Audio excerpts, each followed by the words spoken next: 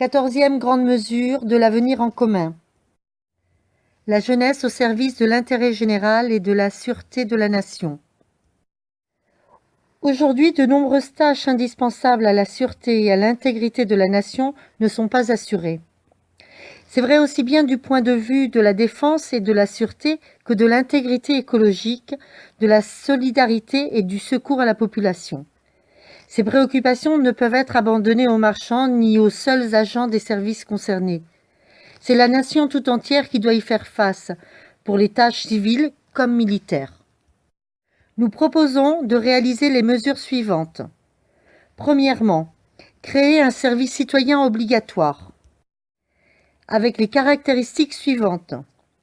Pour les femmes et pour les hommes, par conscription avant 25 ans, proche du lieu de vie, en limitant le casernement aux fonctions qui l'exigent réellement, d'une durée totale de 9 mois, comprenant une formation militaire initiale incluant un droit à l'objection de conscience, rémunéré au SMIC, affecté à des tâches d'intérêt général, comme par exemple secours à la population, sapeurs-pompiers, sécurité publique, défense, sécurité civile, protection et réparation de l'environnement, appui à des associations labellisées d'intérêt général, présence sur tout le territoire, y compris les outre-mer, les zones rurales et les quartiers populaires. Comprenant un bilan de santé, une évaluation des capacités d'écriture, de lecture et de calcul avec éventuelle mise à niveau.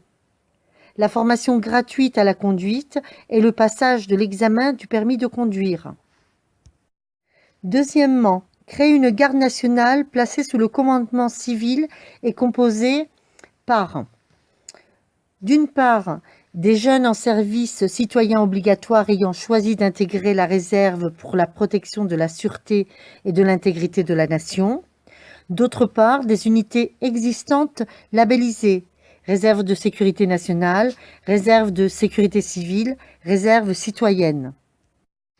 15e mesure de l'avenir en commun, l'égalité réelle pour les Outre-mer.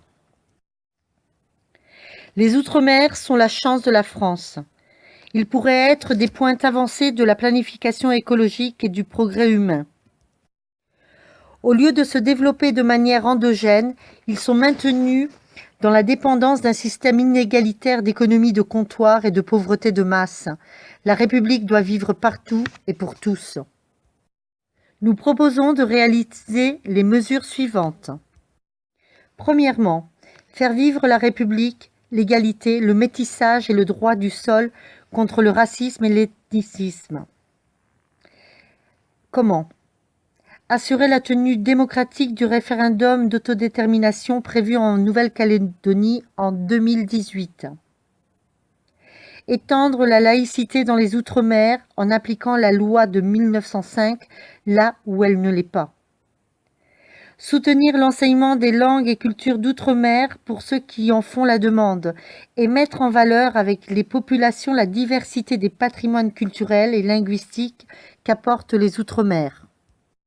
Deuxièmement, faire des outre-mer des territoires pilotes de la planification écologique, avec les mesures suivantes. Élaborer et mettre en œuvre un plan d'autonomie énergétique de chaque territoire d'outre-mer à partir des énergies renouvelables disponibles, terrestres comme la géothermie, le solaire, l'éolien, mais maritimes également, éolien, utilisant les différences de température. En faisant des outre-mer des territoires pilotes de l'économie de la mer, doter chacun d'eux d'au moins un lycée professionnel maritime et des formations supérieures nécessaires à ce développement. En préservant les trésors de la biodiversité des Outre-mer, en renforçant par exemple les moyens d'études et de protection.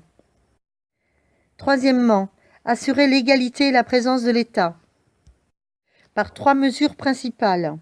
Garantir la continuité territoriale, desserte de services publics à tarifs réglementés, l'interconnexion régionale et le désenclavement interterritorial, en Guyane notamment. Engager un plan pluriannuel d'investissement et de développement des services publics, transport, éducation, santé, logement, culture. Supprimer les exemptions fiscales bénéficiant aux ultra-riches pour les investissements outre-mer, notamment sur l'ISF. Quatrièmement, favoriser un développement endogène en rupture avec le modèle actuel d'économie de comptoir. 3 mesures pour cela. Libérer les outre-mer des monopoles privés et de la captation de la richesse par la rente en développant des circuits de distribution publique et la production en coopérative. Protéger les économies locales par un bouclier douanier, c'est-à-dire préserver l'octroi de mer et renforcer la protection commerciale des productions locales, par une taxe kilométrique pour promouvoir les productions locales, privilégier les importations à faible empreinte écologique, préférence commerciale pour les produits d'outre-mer en métropole et en Europe, partenariats commerciaux équilibrés avec les voisins régionaux. Atteindre l'autosuffisance alimentaire en soutenant le développement d'une agriculture écologique et paysanne et des filières de transformation agroalimentaire locales. Cinquièmement, faire des outre-mer des leviers d'alternatives à l'échelle mondiale. 3 axes pour cela.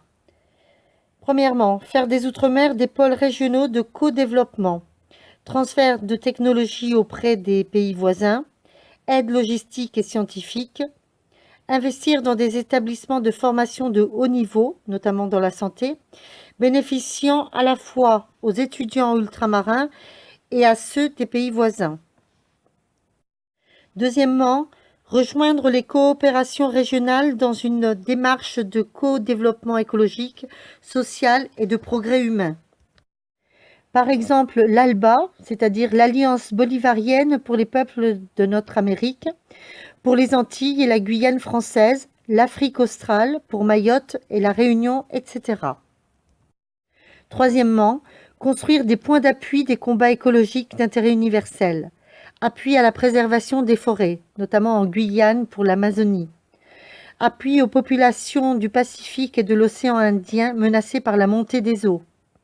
Défense des fonds marins contre la prédation pétrolière et la pêche industrielle.